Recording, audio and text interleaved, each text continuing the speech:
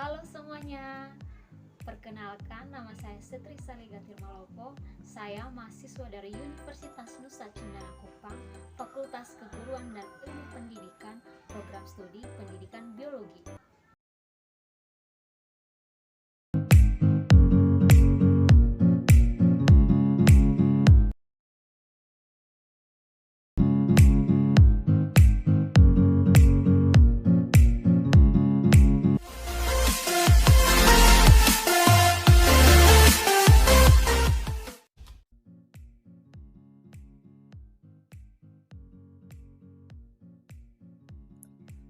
Zat aditif merupakan zat yang digunakan untuk memperbaiki penampilan, cita rasa, tekstur, aroma, untuk memperpanjang daya simpan, protein, vitamin, dan mineral. Berdasarkan asalnya, zat aditif dibagi menjadi dua, yaitu zat aditif alami dan zat aditif buatan. Berdasarkan fungsinya, zat aditif dibagi menjadi 7 jenis, yaitu pewarna, pemanis, pengawet, penyedap, pemberi aroma, pengental, dan pengemulsi. Pewarna merupakan pemberi warna pada makanan atau minuman yang berguna untuk mempercantik makanan agar terlihat lebih cerah dan menarik. Pewarna alami dan pewarna buatan. Pewarna alami contohnya yaitu warna oranye pada kunyit, warna hijau dari pandan, dan warna merah dari stroberi. Sedangkan pewarna buatan yaitu kuning tetrasin dan merah alura. Pemanis merupakan pemberi rasa manis pada makanan dan minuman. Pemanis alami diperoleh dari nabati dan hewani, sedangkan pemanis buatan diperoleh dari senyawa hasil sintesis.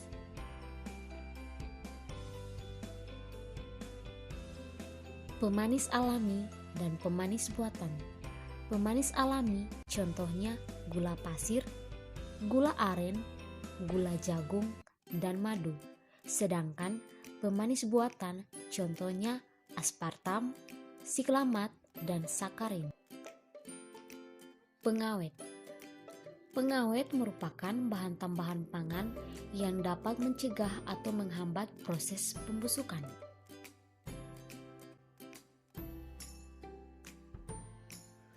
Pengawet alami dan pengawet buatan. Pengawet alami dapat dilakukan dengan cara pengasinan, pemanisan, pengasapan, pembakaran, pendinginan, dan pengeringan. Sedangkan pengawetan buatan seperti natrium benzoat, asam sitrat, dan sulfur dioksida. Penyedap merupakan bahan tambahan pangan yang digunakan untuk menyedapkan atau memperkuat rasa pada makanan.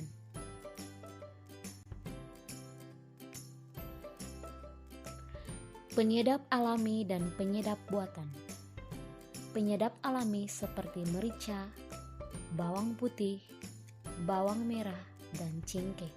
Sedangkan penyedap buatan seperti monosodium glutamat atau MSG dan etil vanilin. Pemberi aroma merupakan zat yang memberikan aroma tertentu pada makanan atau minuman sehingga dapat membangkitkan selera konsumen. Pemberi aroma alami dan pemberi aroma buatan.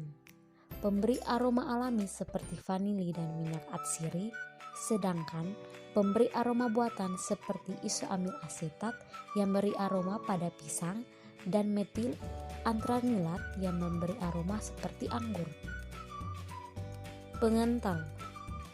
Pengental merupakan zat yang digunakan untuk meningkatkan kekentalan atau menghilangkan sebagian kadar air pada produk pangan.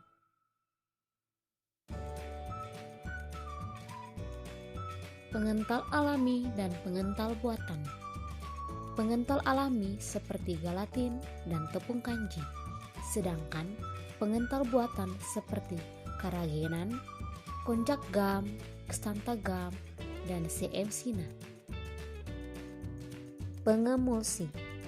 Pengemulsi merupakan zat yang digunakan untuk membantu menjaga kestabilan emulsi minyak dan air pada makanan. Pengemulsi alami dan pengemulsi buatan. Pengemulsi alami seperti lecitin yang ada pada kandungan kuning telur dan kedelai yang biasa digunakan untuk pembuatan margarin dan mayones. Sedangkan pengemulsi buatan seperti gliseril, monostera.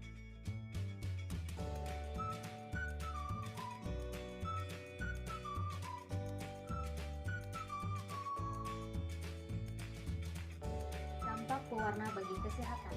Dampak dari penggunaan pewarna buatan yaitu dapat memicu kanker, menyebabkan gangguan di ginjal, dan melemahkan sistem kekebalan tubuh.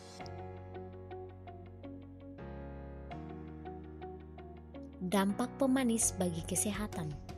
Dampak buruk mengonsumsi pemanis buatan yaitu meningkatkan rasa lapar, kecanduan gula, memicu kepanikan, memicu peningkatan gula darah, memicu timbulnya penyakit koroner.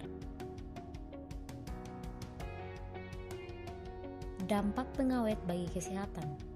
Pengawet natrium benzoat dapat menyebabkan perilaku hiperaktif dan timbulnya kanker. Sedangkan pengawet natrium nitrat dapat memicu terserang diabetes dan memicu penyakit jantung.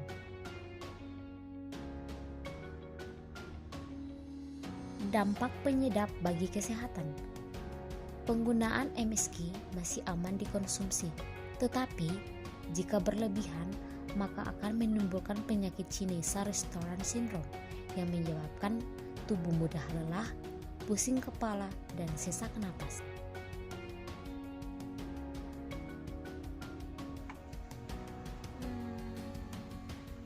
Apa itu zat aditif?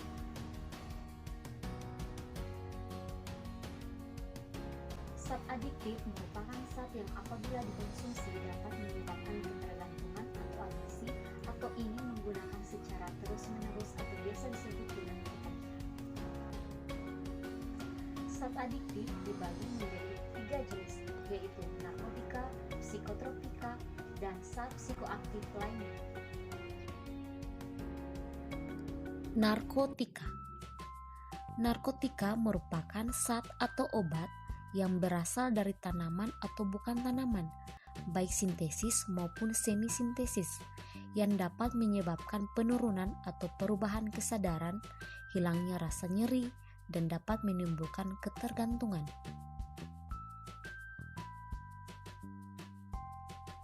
Narkotika dibagi menjadi 3 golongan, yaitu golongan 1, golongan 2, dan golongan 3.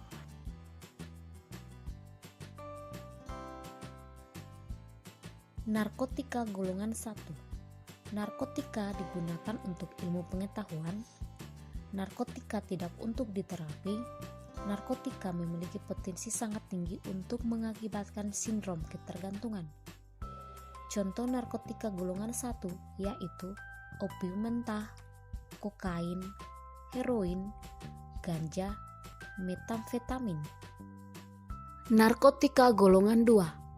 Narkotika berkhasiat sebagai pengobatan. Narkotika digunakan dalam terapi atau untuk pengembangan ilmu pengetahuan. Narkotika memiliki potensi sangat tinggi untuk mengakibatkan ketergantungan. Contoh narkotika golongan 2 yaitu dextromoramid, metadon, morfin, petidin, dan oripafin. Narkotika golongan 3. Narkotika hanya digunakan untuk rehabilitasi, untuk mengurangi ketergantungan pada narkotika golongan 1 dan 2. Contoh, narkotika golongan 3 yaitu kodein, difenoksilat, narkodein, dan buprenorfin. Psikotropika. Psikotropika merupakan zat atau obat, baik alamiah maupun sintesis, bukan narkotika, yang berkhasiat psikoaktif melalui pengaruh selektif pada susunan saraf pusat yang menyebabkan perubahan khas pada aktivitas mental dan perilaku. Psikotropika dibagi menjadi 4 golongan, yaitu golongan 1, golongan 2, golongan 3, dan golongan 4. Psikotropika golongan 1. Psikotropika tidak digunakan untuk pengobatan, psikotropika memiliki potensi ketergantungan yang sangat kuat. Contoh psikotropika golongan 1 yaitu MDMA atau ekstasi, LAD, dan STP. Psikotropika golongan 2. Psikotropika yang berkhasiat untuk terapi. Psikotropika memiliki potensi ketergantungan yang sangat kuat. Contoh psikotropika golongan 2 yaitu Ritalin, metilfenidat, dan amfetamin. Psikotropika golongan 3. Psikotropika yang berguna untuk penelitian dan pengobatan. Psikotropika memiliki daya candu sedang. Contoh psikotropika golongan 3 yaitu flunitrazepam, pentobarbital, buprenorphina, dan lumibal. Psikotropika golongan 4. Psikotropika yang boleh digunakan untuk pengobatan medis. Psikotropika yang memiliki daya candu ringan. Contoh psikotropika golongan 4 yaitu diazepam, nitrazepam atau dumolit, mogadon, dan BK.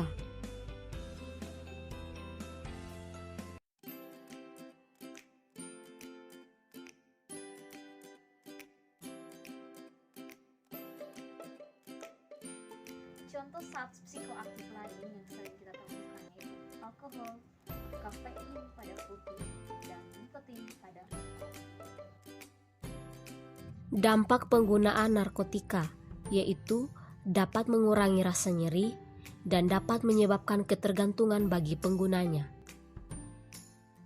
Dampak penggunaan psikotropika yaitu dapat memengaruhi keseimbangan mental dan perilaku seseorang. Dampak penggunaan zat psikoaktif lain yaitu menyebabkan kematian mendadak akibat kekurangan oksigen, menyebabkan halusinasi, menyebabkan kerusakan pada otak, paru-paru, dan ginjal.